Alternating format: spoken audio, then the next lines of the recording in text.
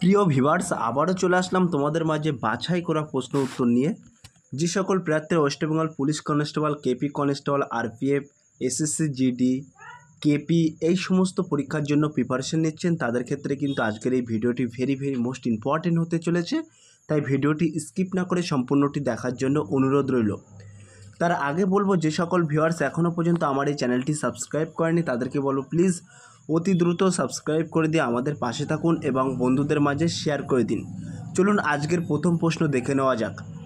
আজকের প্রথম প্রশ্ন হলো, প্রাণী দেহের দীর্ঘতম কোষ হলো রক্তকোষ, স্নায়ু কোষ, পেশি কোষ, যকৃৎ কোষ। 1 নম্বর প্রশ্নের ক্ষেত্রে কিন্তু সঠিক উত্তর হয়ে যাবে option B is the right answer, স্নায়ু কোষ। তাহলে প্রাণী দেহের দীর্ঘতম কোষ হলো কোনটি? মনে রাখবেন, স্নায়ু কোষ। 2 নম্বর প্রশ্ন, গদর পার্কটি কোথায় প্রতিষ্ঠিত হয়েছিল? ভেরি মোস্ট ইম্পর্ট্যান্ট প্রশ্ন। New York, Tokyo, San Francisco, Lahore. 2 নম্বর প্রশ্নের ক্ষেত্রে কিন্তু একেবারে সঠিক উত্তর হয়ে যাবে option C is the right answer, San Francisco. তাহলে গদর পার্কটি কোথায় প্রতিষ্ঠিত হয়েছিল? Option C is the right answer. 3 নম্বর প্রশ্ন, হলুদের কোন যৌগটি জীবাণুনাশক হিসেবে কাজ করে? ভেরি মোস্ট ইম্পর্ট্যান্ট প্রশ্ন। Allicin, curcumin, পিপোরাইন, morphine.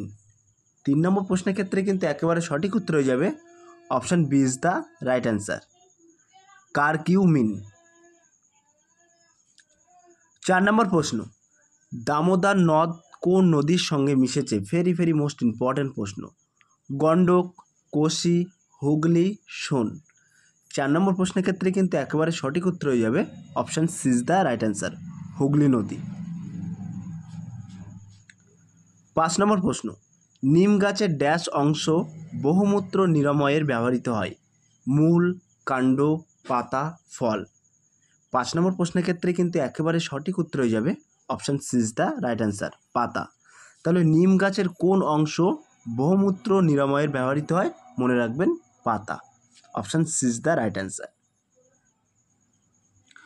6 নম্বর প্রশ্ন, ইনকলাব জিন্দাবাদ স্লোগানটি দিয়েছিলেন নেতাজি সুভাষচন্দ্র বসু, বাল গঙ্গাধর তিলক, মোহাম্মদ ইকবাল, ভগৎ সিং। 6 নম্বর প্রশ্নের ক্ষেত্রে কিন্তু একেবারে সঠিক উত্তর হয়ে যাবে option D is the right answer, Bhagat Singh. তাহলে ইনকলাব জিন্দাবাদ স্লোগানটি কে দিয়েছিলেন? মনে রাখবেন, ভগৎ সিং দিয়েছিলেন। Option D is the right answer. 7 নম্বর প্রশ্ন, নিচের কোন উপাদানটি আমলকিতে বেশি পরিমাণে থাকে? ভেরি মোস্ট ইম্পর্ট্যান্ট প্রশ্ন। Vitamin A, vitamin B, vitamin C, vitamin D. 7 নম্বর প্রশ্নের ক্ষেত্রে কিন্তু একেবারে সঠিক উত্তর হয়ে যাবে option C is the right answer, vitamin C. তাহলে আমলকিতে কোন উপাদানটি বেশি পরিমাণে থাকে?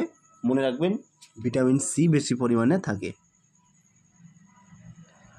8 নম্বর প্রশ্ন, কুড়ি থেকে ফুল ফোটা কী ধরনের চলন? ভেরি মোস্ট ইম্পর্ট্যান্ট প্রশ্ন। ট্রপিক চলন, স্ট্যাটিক চলন, ন্যাস্টিক চলন, উপরের কোনোটি সঠিক নয়। তাহলে 8 নম্বর প্রশ্নের ক্ষেত্রে কিন্তু একেবারে সঠিক উত্তর হয়ে যাবে option C is the right answer, nastic চলন।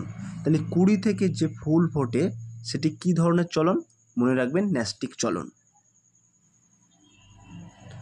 9 নম্বর প্রশ্ন, ঝিনুক ও শামুকের খোলায় কী ধরনের উপাদান থাকে? ভেরি মোস্ট ইম্পর্ট্যান্ট প্রশ্ন। Sodium carbonate, calcium carbonate, magnesium carbonate, কোনোটি সঠিক নয়। 9 নম্বর প্রশ্নের ক্ষেত্রে কিন্তু একেবারে সঠিক উত্তর হয়ে যাবে option B is the right answer, calcium carbonate. তাহলে ঝিনুক ও শামুকের খোলায় কী ধরনের উপাদান থাকে? মনে রাখবেন, ক্যালসিয়াম কার্বনেট থাকে। নেক্সট প্রশ্ন অর্থাৎ 10 নম্বর প্রশ্ন দেখে নেওয়া যাক। 10 নম্বর প্রশ্ন হলো, কোন বর্ণের আলোর উপস্থিতিতে সালোক সংশ্লেষ বন্ধ হয়ে যায়? ভেরি মোস্ট ইম্পর্ট্যান্ট প্রশ্ন। সবুজ, হলুদ, লাল, নীল। 10 নম্বর প্রশ্নের ক্ষেত্রে কিন্তু একেবারে সঠিক উত্তর হয়ে যাবে option D is the right answer, নীল। 11 নম্বর প্রশ্ন। সো প্রিয় ভিউয়ার্স, ছোট্ট একটি অ্যানাউন্স, আমাদের ডেসক্রিপশান বক্সে হোয়াটসঅ্যাপ গ্রুপ লিঙ্ক এবং টেলিগ্রাম গ্রুপ লিঙ্ক দেওয়া আছে। যদি কেউ যুক্ত হতে চান ওই লিঙ্কে সরাসরি ক্লিক করে যুক্ত হতে পারেন। 11 নম্বর প্রশ্ন দেখে নেওয়া যাক। 11 নম্বর প্রশ্ন হলো, রকেটে কী ধরনের জ্বালানি ব্যবহৃত হয়? ভেরি মোস্ট ইম্পর্ট্যান্ট প্রশ্ন। ডিজেল, পেট্রোল, তরল হাইড্রোজেন, কোনোটি সঠিক নয়। 11 নম্বর প্রশ্নের ক্ষেত্রে কিন্তু সঠিক উত্তর হয়ে যাবে option C is the right answer, তরল হাইড্রোজেন। তাহলে রকেটে কী ধরনের জ্বালানি অর্থাৎ কী ধরনের তেল ব্যবহার করা হয়? মনে রাখবেন তরল হাইড্রোজেন ব্যবহার করা হয়। 12 নম্বর প্রশ্ন, মানুষের শরীরে কোন গ্রন্থিটি অ্যাডামস অ্যাপেল নামে পরিচিত? পিটুইটারি গ্রন্থি, থাইরয়েড, প্যারোটিড, অগ্নাশয়। ভেরি মোস্ট ইম্পর্টেন্ট প্রশ্ন। 12 নম্বর প্রশ্নের ক্ষেত্রে কিন্তু একেবারে সঠিক উত্তর হয়ে যাবে option B is the right answer, thyroid. তাহলে মানুষের শরীরে কোন গ্রন্থিটি অ্যাডামাস অ্যাপেল নামে পরিচিত? মনে রাখবেন থাইরয়েড। নেক্সট প্রশ্ন অর্থাৎ 13 নম্বর প্রশ্ন দেখে নেওয়া যাক। 13 নম্বর প্রশ্ন হলো তড়িৎদ্বার রূপে কি ব্যবহৃত হয়? ভেরি মোস্ট ইম্পর্টেন্ট প্রশ্ন। গ্রাফাইট, হিরক, চারকোল, কোক। 13 নম্বর প্রশ্নের ক্ষেত্রে কিন্তু একেবারে সঠিক উত্তর হয়ে যাবে option A is the right answer, graphite. 14 number প্রশ্ন, কবে কলকাতা বিশ্ববিদ্যালয় স্থাপিত হয়? ভেরি মোস্ট ইম্পর্টেন্ট প্রশ্ন। 854 খ্রিস্টাব্দে, 857 খ্রিস্টাব্দে, 860 খ্রিস্টাব্দে, 874 খ্রিস্টাব্দে। 14 নম্বর প্রশ্নের ক্ষেত্রে কিন্তু একেবারে সঠিক উত্তর হয়ে যাবে option B is the right answer, 857 খ্রিস্টাব্দে। তাহলে 857 খ্রিস্টাব্দে কিন্তু কলকাতা বিশ্ববিদ্যালয় স্থাপিত হয়, option B is the right answer. 15 নম্বর প্রশ্ন, কলসিসা কি? Lead, charcoal, graphite, coke. 15 নম্বর প্রশ্নের ক্ষেত্রে কিন্তু সঠিক উত্তর হয়ে যাবে option C is the right answer, graphite. তাহলে গ্রাফাইট কিন্তু একটি কলসিসা নামে পরিচিত, মনে রাখবেন।